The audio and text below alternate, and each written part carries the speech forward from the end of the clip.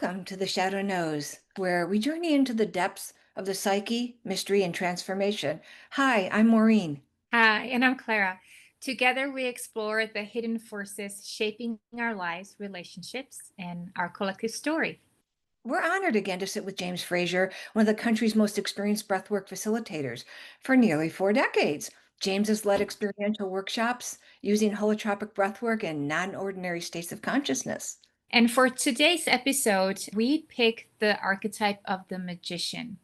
This is really, in some sense, the most important archetype in terms of this kind of work for a variety of reasons, which I don't need to tell the two of you. So definitely coming back and spending future sessions on this would not be contraindicated. James, in a general way, tell us a little bit about the magician's core function in the psyche. Okay. Well, I don't think I mentioned this last time, but there is a way to talk about these four archetypes that we are discussing in this series as lines of development.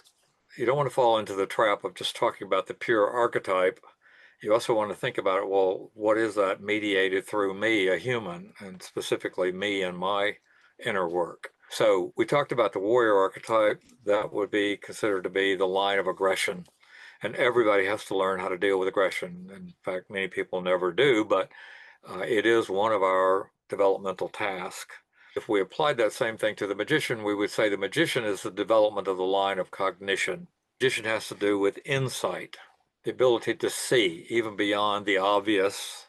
It has to do with wisdom. It has to do with seeing hidden patterns, and thus it has to do with esoteric knowledge, esoteric vocations. It certainly has to do with ritual practice that connects us to the sacred symbols. The magician's really the mediator between the conscious and the unconscious mind. It's the psychopomp. It is the one who knows, the one who sees. And it is an incredibly important part of this fourfold quaternio that we're discussing. There are definitely very, very positive manifestations of this archetype, and then there are some very, very shadowy ones. The magician is the hardest to talk about, the hardest to teach. One, it's so big, but two, it's rather esoteric and rather hidden. It's technical, and sometimes it's discussing things that are, again, not exactly obvious. Mm. So, James, you mentioned that the magician is the mediator between the conscious and the unconscious. And in the book, for those of you who aren't familiar with Robert Moore, he was an American Jungian analyst and the author of King, Warrior, Magician, and Lover, in which he describes the magician as the mediator of mystery. How does that role show up today, especially in how we relate to knowledge, technology, or spirituality? Well, in variety of ways, but I think the simplest way to sort of introduce this idea is that uh, I would, perhaps tongue in cheek, but I would say that the magician is the second oldest vocation because it likely, and this is my speculation, I'll admit, but the earliest examples of magicians were probably the people in tribal hunter-gatherer societies who first began to develop memory. And memory is an incredibly important thing. If you go through a particular area and purple berries with white dots on them are blooming that year, and Uncle Fred eats a bunch of them and he dies, it's really important to remember that the next year when you come back through the same area. And so the person who developed that gift first, and memory is a developmental process, we believe, that became a very, very valuable member of the tribe. It would also be somebody who could intuit things like weather patterns, who could intuit where the game were. So the person who develops this inner sight and ability to see beyond, again, the obvious, becomes, in a sense, the first caretakers of the sensibility around spirituality, the sense that there are hidden forces in the world beyond what we can see. It's hard for us moderns to put ourselves into to this kind of position, but I think then you can follow that from that earliest expression. We probably would have pejoratively called the witch doctor or the shaman, maybe a little more charitably. But throughout history, this continues to develop and change forms. Eventually, it turns into things like the people who first learned how to work metals. These are really magicians. When you discovered that you could take a soft metal like copper and tin, which you can bend with your hand, and you could learn how to smelt them in a fire, and the end resulting product was hard bronze that was so hard you could make swords and wagon wheels out of them. That was a kind of magic or pre-science. And then it turns into science, and then that turns into technology, and then now it's turned into whatever we're entering now, particularly in the realm of AI. It has to do with esoteric professions, everything from attorneys who, have their own language, to people like brain surgeons, to psychotherapists, to ministers, to people who work in the area of spirituality.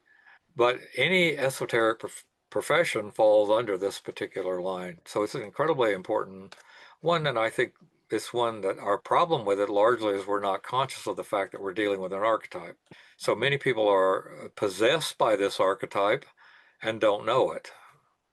Or they overinflate how much they're connected to this, which we would call inflation, also the Dunning-Kruger effect, of where people grossly overestimate their abilities because they don't actually have very good insight into where they are and who they are and what their limits are. So can you talk about in more detail how does the magician archetype in its shadow form?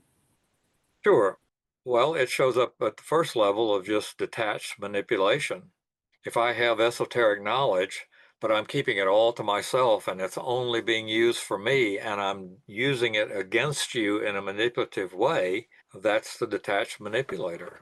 And we see this, of course, all over the place, of people using their esoteric knowledge to enrich themselves without any care for the culture. One example from the financial district would be the meltdown in 2008, which was caused by people who have very, very smart esoteric knowledge of the stock markets and mortgages.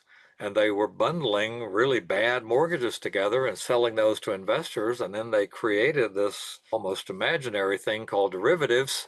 It's a bet that those mortgages were going to go south or they were going to all collapse.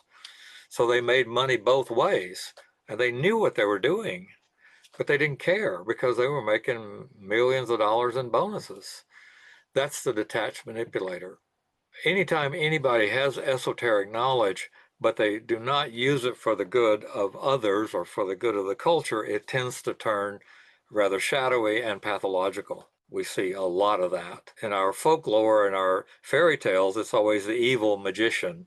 In The Lord of the Rings, the great work of Tolkien, it's Sauron who's trying to gather all the power and he's using all of his magic. So in some ways, we're much more dominated by the archetype of the magician now in an unconscious way than we ever were in the Middle Ages. But now it's all in technology. So you can push this stuff all underground, which is what science thought it did when it separated from magicians and practices. For example, astronomy loves to claim that it never had anything to do with astrology, but that's absolutely not true. It was astrology up until really about the 1700s. And then the professional practice of astronomy began to separate itself out. And so now you have a kind of non-sacral practice called science, and they have done things that no astrologer would have ever dreamed of doing.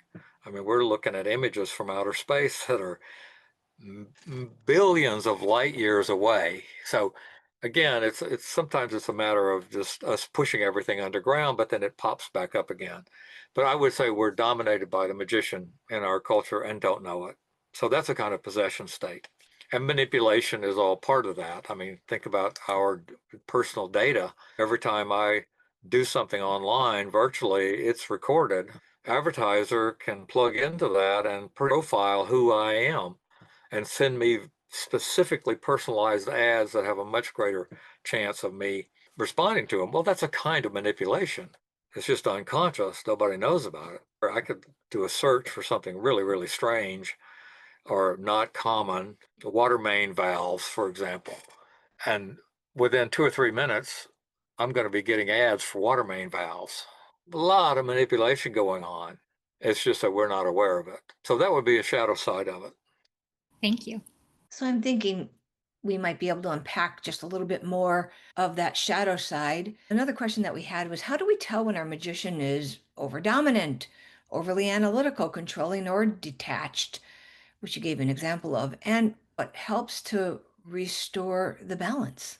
Well, my experience with it is that usually main difficulty with a magician is we get too much of it, so we're flooding with magician, sort of start buying our own press in a way. Somebody outside of ourselves, like our partner or some other person or group of people, point out that we don't, that we're kind of possessed by this, or our shadow comes up around it somehow. We get ourselves into trouble.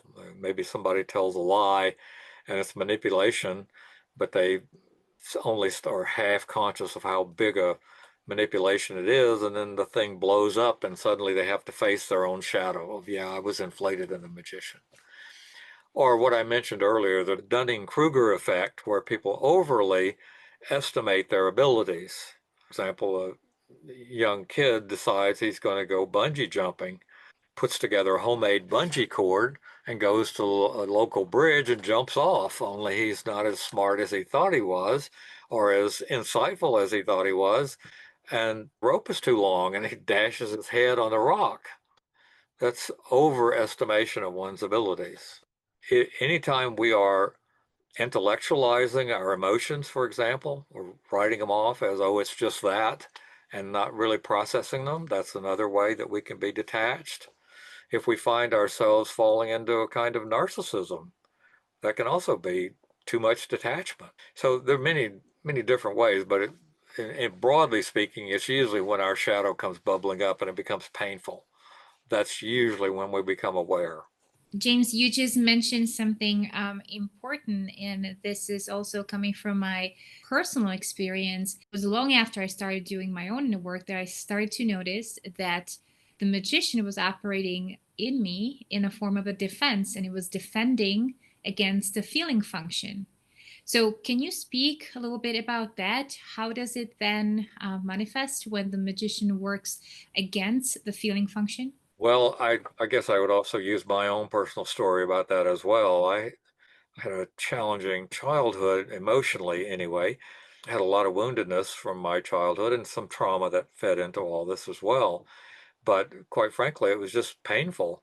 So one of the things that I learned to do was to go into the magician to avoid pain. I didn't have any warrior that we were talking about last week, so I got picked on and beat up and traumatized by shadow warriors. Well, if you don't have the power to stand up for that, the next best thing is to get as smart as you can to avoid the conflict. Well, then it's just a small step from that to avoid internal conflicts and to avoid internal painful feelings. So people can go all the way into disassociation, which is an actual clinical diagnosis. They become so into the magician, they successfully defend against going into the feelings. I would make a distinction between feelings and feeling function, because feeling function is a value judgment. It's knowing the value, the relative value of something. There are people who, and I was one of those, who just tried to detach from my emotional body because there was so much pain in it. And even the physical body, you can detach from your physical body. There's a wonderful line in James Joyce's famous novel Ulysses describing a character named Mr. Duffy. And the line is, Mr. Duffy lived a short distance from his body. That's a kind of detachment because the body carries all the pain. So if you have a lot of uh, emotional pain that you don't have the capability or you've never learned how to, or you don't have a safe place to process, well, then intellectualizing it becomes an easy next step. And it certainly can be a defense. Absolutely. How can someone cultivate a mature magician energy without falling into intellectual arrogance or spiritual bypassing? That last one's a very important one because that also has to do with a defense. If I have a problem, but then I move to a sort of superficial spiritual solution, again as a defense, so I don't have to actually deal with it. You'll see a lot of this related to what we were talking about last week with the warrior archetype. There are a lot of people who become peace loving as a way of avoiding developing their aggression because it's just easier to become a spiritual type and to think you're really on the high moral ground. But what you missed is the ability to set boundaries, the ability to be fierce when you need to be fierce, the ability to advocate, the ability to protect those who are vulnerable. You miss developing all those things in a kind of spiritual bypass. And there's often a good bit of narcissism attached with it as well. I'm sort of superior to all you other people who do this, and I just, above all that. I'm all for spiritual connection and development. And in fact, I would go so far as to say getting these archetypes regulated is a necessary step to actually connecting with the deepest parts of ourselves where we can actually legitimately affect it. But one very, very helpful thing is to learn about these archetypes. Because if you know that your job is to mediate the archetype, not become the archetype, that's a very helpful piece of information because it helps you with inflation, first of all. So if you can acknowledge that you are in service in a particular function, let's say you're a workshop leader, and one route to go down would be convincing yourself that you're just the best workshop leader in the world. And you're kind of not Jesus, but you're certainly here to save a good bit of the world. Well, obviously, that's generally going to be pretty big inflation. Whereas if you realize, no, my job is to help mediate this energy that has to do with initiation so I can help people transition through these developmental processes. That's a very, very, very different frame. And it helps keep you grounded and it helps keep you from becoming inflated. Because the magician sits opposite the sovereign, which we have not talked about yet, but we will. The sovereign, everybody is in awe of the sovereign energy. And so the kings and the queens get all the accolades, whereas they're often not particularly connected to magician material, so they're often not full of wisdom. They're not often full of knowledge. So here's the magician over here, who's usually the lone character that lives off at the edge of the kingdom. So there's a secret power drive. It's unconscious and hidden, but very frequently what happens is people go into magician vocations, and once they become successful in that vocation, they flip into the shadow side of the sovereign because of this hidden power drive. So if you're aware that there is an archetype of the magician and that you're supposed to be, if you're practicing a magician vocation, you're supposed to be in service to that archetype or embodying and mediating that archetype to whatever your group is you're working with. Oh my gosh, that just answered the question of what's going on with my body. This will become clear when we talk about the sovereign. You'll just have to take my word for it today, but that's part of the trap of the magician is magicians sort of secretly resentful because see, the magician sees things other people don't. Well, if other people don't see it, they can't give you any credit for what they see you doing. So the magicians get the least amount of credit, even though they know the most and they can see the most, but they generally don't do anything other than active forces and initiatory kind of capacities. So there's a secret resentment, and then there's a power drive, an unconscious power drive, and then people flip from the undeveloped, I would say, fully mature magician into the undeveloped, immature king and queen. And this happens over and over and over again. It happens when guru situations. It happens where a guru may start off and they actually have some really good, great things to say. They're really in that magician and they get a flock of people following them.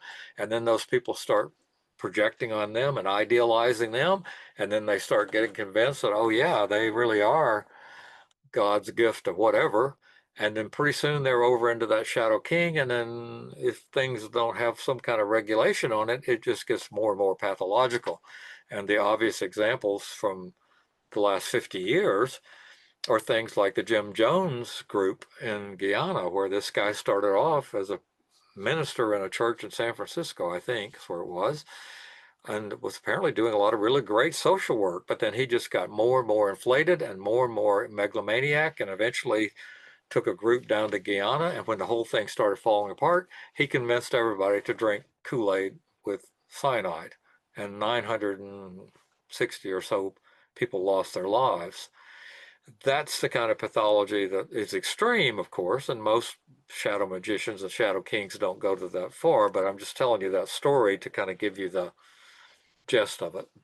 I just was thinking about all these movies where you see the smart and genius scientist becomes the evil scientist Yep. because he doesn't receive the credit, and then he's just so hungry for power, then suddenly he creates something so powerful, and now he starts flooding with all this power and just how we feel to just rule the whole world, and evil scientist character is is born for sure. Yeah, If you'll indulge me, I'll take a minute and a half and I'll tell you a story that's the counter to that. And absolutely. it's not my story. I got it from William Ury at a TED Talk. It's called The 18th Camel. And it's a story from the Middle East, but it's a story about a man who, when he died, in his will, he left his 17 camels to his 3 sons. To the oldest son, he gave half of the camels. And to the middle son, he gave a third of the camels. And to the youngest son, he gave a ninth of the camels. So the 3 sons are trying to figure out how to divide up these camels. And of course, they're running into a problem immediately because 17 is not divisible by 50% or half, at least not even. Um, a third doesn't go into 17, and a ninth doesn't go into 17. And so the tension is getting greater and greater, and they're about to come to blows over the whole thing. And so they finally, in desperation, they go and consult a wise old woman. And she says, I'll go away and think about it. So she goes away, she thinks about their problem. She comes back and she says, well, I'm not sure if I can help you or not, but you can have my camel. So they take her camel. Now they have 18 camels. So the first son took 50% of that, is 9 camels. Second son was able to take his third because a third of 18 is 6. And the third son was able to take his ninth because a ninth of 18 is 2. So 2 and 6 and 9 is 17. So they had 1 camel left over. They gave it back to the wise old woman. That's Now great. that's a magician story, okay? And wise old woman is the feminine part of the wise old man, which is the magician, one of the personifications of the magician. The opposite of manipulation for power. And whereas in this case, it takes kind of a magician to figure out how to divide camels. Anyway, thanks for letting me tell that story. I don't get to tell it often. I love it. And again, it's from William Ury, not from me. That was a great story. Thank you, James. Well, I would generally, in the bigger picture, while it's true that we need to develop a cohesive self, and this cohesive self is what we refer to as the ego. So in some sense, getting these regulated and balanced is absolutely about building a better ego, but it's also a better ego so the ego can be in service to the great self within. And that's what a lot of this comes down to, is getting to a place where we're not in service to very small, just ego orientated ideas and power drives, but something greater than ourselves. So the magician, the warrior, the lover, all need to be in service to the sovereign, which in turn needs to be in service to something greater than itself. And when things are not in service to something else greater than themselves, they tend to turn pathological. We're certainly facing a tidal wave of narcissism right now because it's very hard for people to even entertain the idea that they're supposed to be doing anything bigger than themselves or bigger than amassing a bunch of money or a lot of possessions. And I think that's one of our major problems. That is part of an individuation process. The magician, where it comes in, is because it's the one that would even know about something called initiation or individuation. It is the guide. It is the ritual elder, for example, that is supposed to oversee these processes. And ritual process is what helps us deal with archetypal energies. It is the structural software, if you will, that allows us to deal with the hardware of the archetypes. And without appropriate ritual, which is what we are badly missing, experiential ritual, we have a lot of ceremony, but we don't do much ritual. You could count, well, going to church every Sunday is a ritual. Yeah, but it was all rational orientated. Nobody expected to break through a spirit there. In fact, there was no room for spirit to come about or for somebody to have a powerful awakening or go through a powerful confrontation with the unconscious because everything was rigid. I mean, when you walk in the door, they handed you a piece of paper that told you everything that was going to happen. At 11:10, we're going to sing this song, and then 11:15, so and so is going to do a prayer, and at 11:20 we take up the collection. I mean, no place in there where, well, let's put aside 10 minutes to see if God wants to show up, or if somebody needs to go through an emotional process that might take them into their own unconscious, which might lead them to a powerful spiritual. None of that. Whereas the original practice of religion, as far as I can determine, and I'm not claiming to be a religious scholar here, but it would appear to me that the main function of the ritual elder in early human experience is development of ritual processes in order to be able to deal with these archetypes. We've gotten so far away from that that there's almost no place or very few places that I guess I would say I truly believe qualifies as ritual process is actual breathwork experience. It has all the components of a ritual process, including a ritual elder. So our detachment and moving away from conscious practice and in effect having a center between the ego and the transpersonal archetypal self, a bridge between those two, is one of the things that is why we have so much pathology, why we have so much dysfunction and so much narcissism, because these archetypes don't have a bridge to cross over between those two. And that bridge, this is Edward Edinger's idea, by the way, not mine, but that bridge, because it's not complete and it's been left in disrepair, the archetypes tend to fall off and they fall into smaller containers of which are incapable of holding them. And when that happens, they crack the containers and they leak out and then they become uncontained and thus they become pathological and even in some cases demonic. So for example, the lover energy, too much lover, you get the addicted lover. And I would say that absolutely describes Western culture. When you realize that a massive percentage of products that are sold in this country are not sold because people need them, they're sold because people want them. And a good bit of effort and creativity and energy is putting into changing what we have now that works perfectly well, but put it into a prettier package so that everybody desires that package. But we're missing conscious, culturally sanctioned rituals and rites of passage that help people go through these transitionary initiations throughout life, not just the puberty transition. But that's one of the main ones that's missing. We don't do anything at puberty anymore. That was one of the main ritual practice of primitive cultures, so-called primitive cultures. The magician is often associated with initiation and sacred space. Could you talk a little bit about sacred space and what that looks like in the magician realm? Yes, because it is the realm of the magician. And the magician, in some sense, is the one who knows about that space or who can consecrate space so that it becomes sacred. In primitive culture, this might be the shaman who leads everybody on a pilgrimage to a sacred space and determines which space is sacred. And sacred, it means inside the temple. And then profane space is that which is outside the temple. In other words, the issue, the idea of containment comes into here very, very profoundly. For example, if you're going to have people doing a ritual process, there are some safety things that need to happen. You need to be in contained space. You need to have a sense of boundaries. This is one of the functions of churches.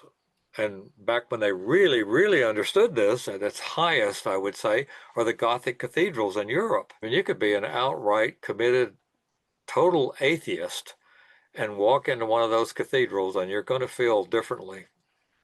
You might resist calling it sacred, but boy, I don't know how you can do it because I've been in numbers of them.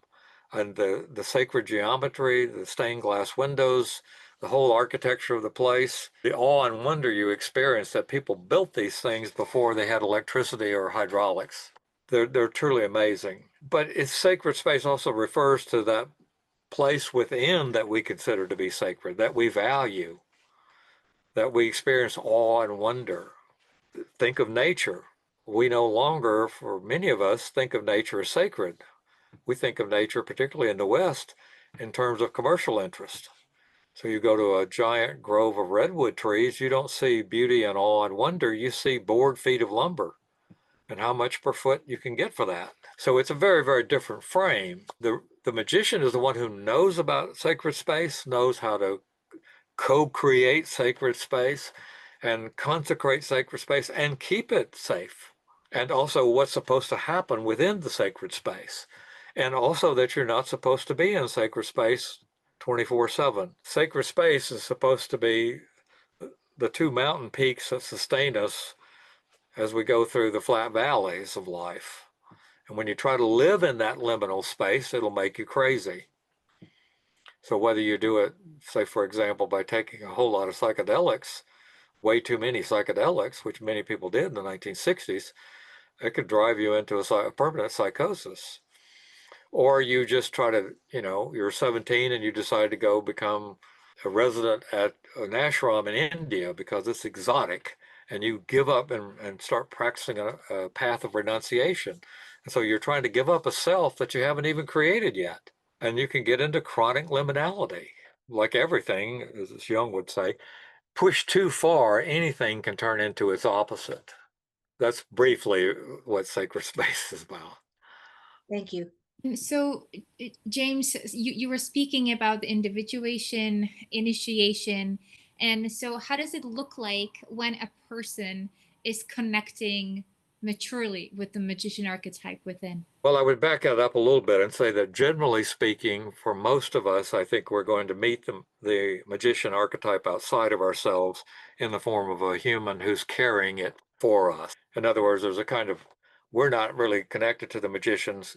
We find a good magician, and I stress good magician figure, we can project our unowned magician onto them, they'll hold it, and then they'll feed it back to us at a rate that we can absorb it.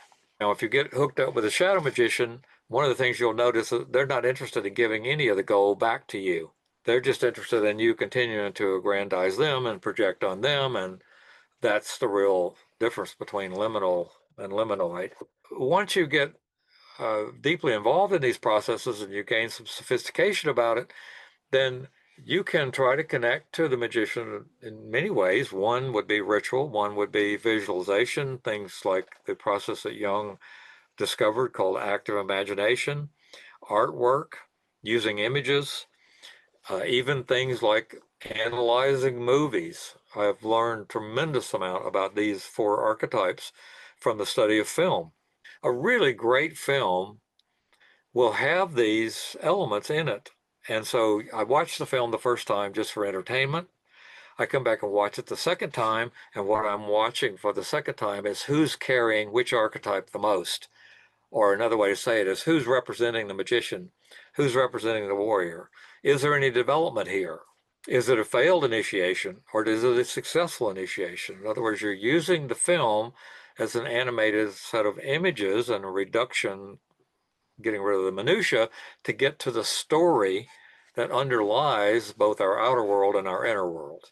And that story of initiation, once you start working with it, you begin to realize that we're going through and being called to go through and challenged to go through initiations all the time, not just when we're transitioning from being a child to an adult.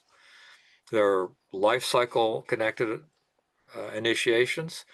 There are bidden and unbidden initiations. A bidden initiation would be, oh, I see this workshop that Maureen is doing. I'm going to sign up and go for that. And you go there and you have this experience, which then opens up the door for another experience. And so it can kick you into an initiatory process. The other way is that life hands it to you. You come into work on Friday and there's this pink slip on your desk. Your services are no longer needed. And it's especially initiatory if you've worked there 28 years and you were about to retire next year. It's those kind of crises that throw us into the initiatory process. Initiation has a kind of an archetypal pattern of its own. It's either life cycle or it's bid like you decided to do a magician vocation. If you have a crisis that initiates this, it may just feel like you're not, I mean, it may not feel like an initiation. It just feels like you got really bad luck. But working at it as a double layer is not avoiding what you have to do in the outer world, but seeing how this connects to your individuation process. It could also be suddenly a bit of your shadow comes up and you become aware of it and you have to face it. That's an initiation. So there are a lot of ways we can talk about this, but here's the simplest way to think about initiation. It is a process whereby our old world rips, our old assumptive world that's made up of our beliefs, our perceptions, our traumas, our past, our history, but that world rips somehow. The fabric of that world rips, and momentarily we're without a world, and that's really a very, very painful place to be. But we're also finding ourselves at a threshold, and we either cross over the threshold into the initiatory container, which is hopefully overseen by a good ritual elder, and then we go through a series of ordeals, usually facing dragons and shadows and ugly things about ourselves we don't want to look at, or developments we haven't done that we need to do that we're terrified of doing. And if we successfully come out and meet all those challenges, we come out on the other side of the initiation with a changed sense of self. The world may not change at all, but we change. And hopefully we are in a better place, both inner and outer. We're in a better position of integration. We're in a better position of the ability to face and succeed when we're challenged, either in the outer world or in the inner world. And then once you have that changed sense of self, you're supposed to bring that back to your culture and share those gifts. James, can you talk about the 4 stages of development of the magician? The first stage of the magician is the beginning stage, and it's where you don't know how much you don't know. Unconscious incompetence, what people overestimate. You have a 16-year-old kid who's watched one too many Bruce Lee movies. But because he's watched all those movies, he decides he's going to go down and join the local martial arts training facility. And all the way down there, he's thinking to himself, I've got all these moves down, they'll probably give me a black belt within a month. And of course, he has no idea. He doesn't know anything. And he goes there and he gets his first lesson, and the first person they pair him up with is an 80-year-old man who looks like you could blow him over with a good puff of wind. And he thinks to himself, oh, I'll better watch myself. I'll wind up killing this old man. But in point of fact, as soon as they give the signal to go, he's flat on his back on the floor, doesn't have any idea how the old man got him there in half of a second. Well, the old man is a master. That's how it happened. But that's the unconscious incompetence. Now, hopefully, the person will move to the next level, which is extremely important level. And this is where you wake up to the fact that you don't know anything. In other words, you confront your infantile grandiosity, your overestimation of your talents. And this is extremely important because now you can consciously elect to become a beginner, to start at the beginning, to even be the fool if you need to be. By the way, that's called conscious incompetence. Extremely important level because, of course, when you start something, you don't know how to do it very well. And if you keep at that and you have good teachers and you keep practicing, eventually now you can begin the real work. And then after you've gotten really good at it, you move to the next level, which is conscious competence. In this level, you can do it meaning whatever it is, a skill, a practice, even something like martial arts, but you have to think about it. But when you think about it, you can do it. You know how to do all this, sort of the journeyman level, if you will. The final level, which probably very few actually attain, but it's called the master level. And this is unconscious competence, meaning you're competent and you don't even have to think about it. Like the old man I used in the example, the old martial arts master, he didn't have to think about those movements. They were all automatic. There was no thought process. It's just that quick. Well, the master is like that. They don't even have to think about it anymore. They're just unconsciously competent. Well, that's a really good way for us to check in with ourselves and go, where have I been acting in which one of these? And my goal would be, of course, to try to reach the perhaps sometimes unattainable master level, but it's a good goal to shoot for. But I'm certainly going to try to at least get to journeyman level. Now, this could be applied to basically anything, our relationships, our insights into ourselves, our skill at a practice. Because I've realized that a lot of my life, I was like that 16-year-old kid driving to the dojon, overestimating what I could do. It's not grandiose if you can do it. So we also have to not push everything too far and think, well, I can't do anything ever, because then that's our inner critic, inner shamer coming in. Once you really get good at something, you should be able to claim that and have appropriate self-esteem based upon that. It's where you get more self-esteem than you deserve for your skill level set is where you get into problems. That's inflation. That was great. Is it a wrap? So I will It's just a wrap. thank you for joining us in this conversation about the magician on the Shadow Nose Project. And we're so grateful for you, James, for sharing your story and opening a doorway into breathwork and Jungian coaching for us. You're welcome. Yes, James. Thank you. Thank you very much. Again, thank you for your time. Thank you for joining us. Thank you for your wisdom. And we're looking forward to our next episode, which will be on the sovereign. And if today's episode spoke to you, we'd love for you to subscribe. Like our channel, the Shadow Nose Project. Until next time, may you walk gently with your shadow and may the wisdom guide you home. And remember, The the Shadow shadow knows. knows. Cool.